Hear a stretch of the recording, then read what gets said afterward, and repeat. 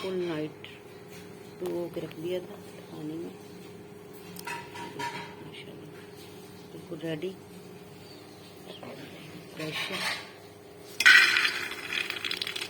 पानी डालेंगे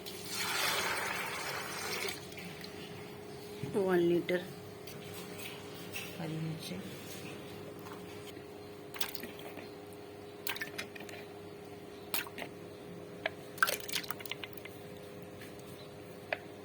सूखा धनिया पाउडर, रेड चिली,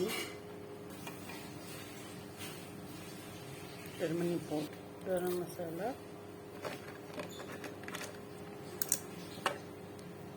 दालचीनी,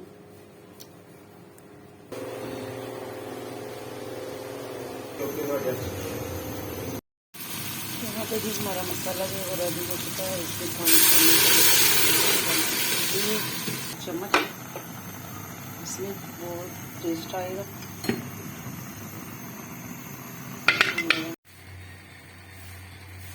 माशाल्लाह ग्रेवी वाली ज़बरदस्त